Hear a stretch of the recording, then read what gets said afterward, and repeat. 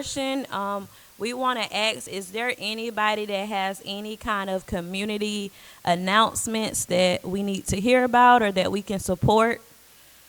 Anybody with any community announcements? Good morning, Democrats.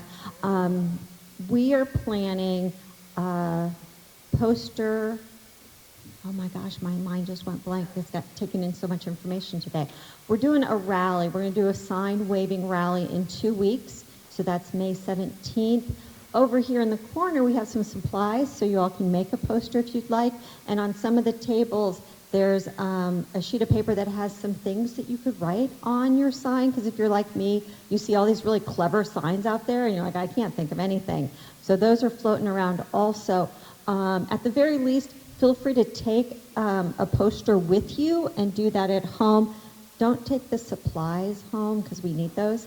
But it'll be Saturday, May 17th, and we're looking at 11 to 2, which I know is the hottest time of the day, but we also feel it'll be the time for the most traffic, and we're going to do it on the corner of Montague and 72, where the Walgreens, the 7-Eleven, future hamburger place is going to be. So there'll be plenty of parking, there'll be some bathrooms, all that kind of stuff, and we'll be pushing out more information about that over the next 2 weeks, but want to let you all know about that so you can put it on your calendar and hopefully get your supports coming with you. At the very least, please drive by and give us a positive honk. Right. Any questions about that? All right, thank you.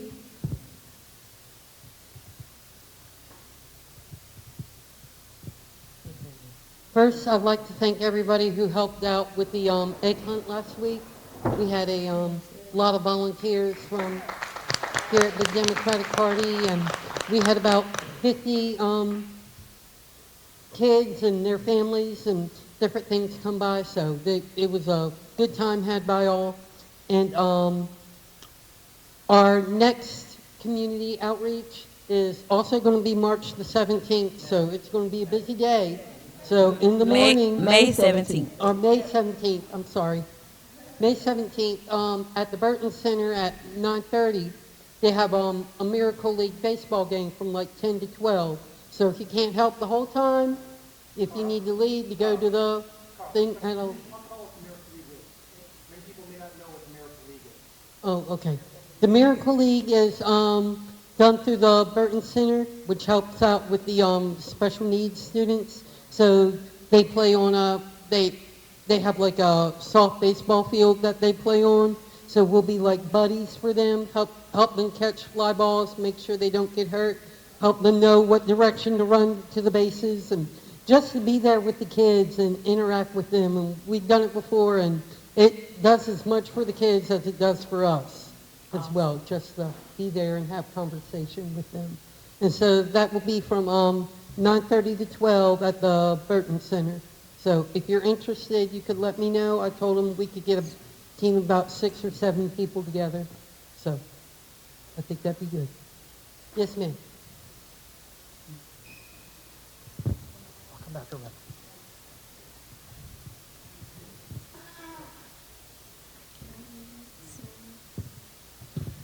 Good morning again. I wanted to make this announcement that we took this on during my early term as the chair here.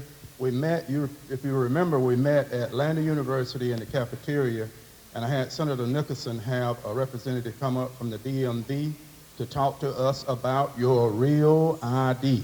I'm sure you've seen that on that commercial on TV. So go to the website and look up what that is, because it says, what is a real ID? It is a federally compliant state-issued license or identification card that the DHS says is a more secure form of identification. You'll need this to get on an airplane. If you don't have a real ID, your driver's license should have a star in the top right corner where a star should be there. If you don't have a star on your driver's license in the top right corner, it is not a real ID. It's just a regular driver's license. It would speed you up going through TSA, or are you going to have to go through more checkpoints in order to get through? And that's already a harrowing kind of situation to take off your shoes, your socks, your hats, your this, your that, and you're just going to have to do more of that if you don't have a real ID. You will not be able to enter a federal building without having some other form of ID with you. So it's just going to be more convenient for you when you're traveling and doing things around, around the country. It's something that's been out there probably now for the last 10 years. They've been telling you that you're going to need it, and now they're cutting off the deadline of it. I think it's May 7th. So there have been lines wrapped around the highway department and et cetera, et cetera. So try to get this done as soon as possible because it's something that's going to affect every one of us. Thank you. Thank you, Mr. Lewis. Just to follow up on Real ID, I got mine done 2 weeks ago at the Greenwood DMV. I was in and out in 15 minutes. They knocked it out real quick, but you must come prepared. I had my birth certificate. I had a piece of mail with my name and address on it. Bring those with you, and if you're a lady and your name has changed since birth, you not only need to bring a birth certificate, you need to bring evidence of your name change through marriage licenses. And God help you if you've been married a number of times with different name changes. You need to trace all those names throughout history, otherwise they will not issue it. It is not a fair world, but then again, our people are not in power, are they? So just be prepared and you can get your real ID quick. If you have an active U.S. passport, you're good for now. So you don't need to race. An active passport will get you in everywhere, but do get that real ID taken care of.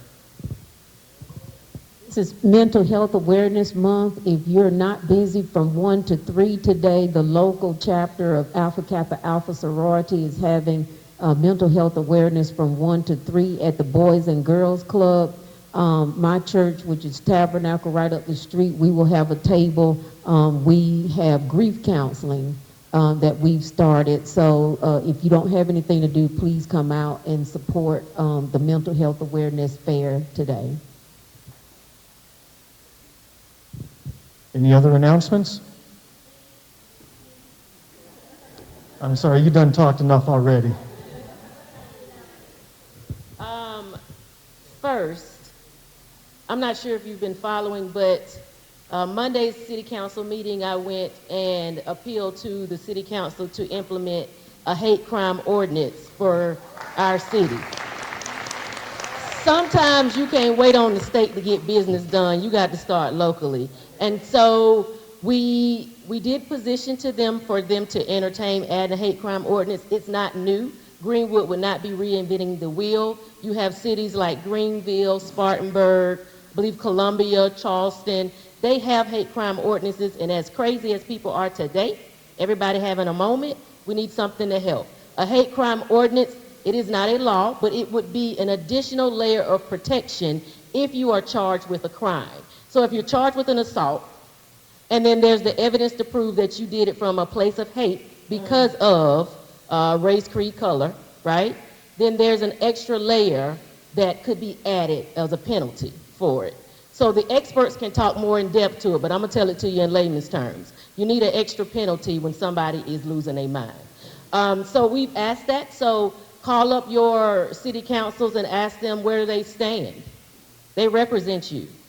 Ask them where they stand on implementing the hate crime ordinance for Greenwood, because we're not taking a no on this particular topic. So we'll be joining the ranks of other cities that are flourishing and doing well with the hate crime ordinance. But that requires all of us.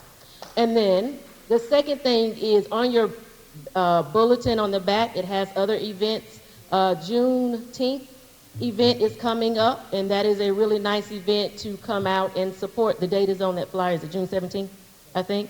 So 14th. So make sure you can plan some family time and come and participate in that. If you want a vendor booth or you need to reach out, there's information that you can reach out to the individuals on that. But it's all over social media, so you'll be able to see it. Those are my 2 announcements. And finally, we have far too much food left over. So after you're getting done talking to our next superintendent of education, Sylvia Wright, please grab another donut and a sandwich, take home with you. We don't want to have any leftover food, so thank you very much. Ms. Jamil, is there anything else? Jamil? Is there anything else, or are you done with the meeting? All right. Well, I just want to thank everybody for coming out today. And just remember, information isn't powerful unless it's applied. So, all the information that we've heard today, let's not just sit on it. Let's take action on it and let's be an advocate. Miss Sylvia Wright, she'll be here, right here, to answer any more questions, or just if you want to talk to her, please make time to come to her table today if you have any more questions. But if that's it, thank you all for coming out, and I hope you enjoy the rest of your day.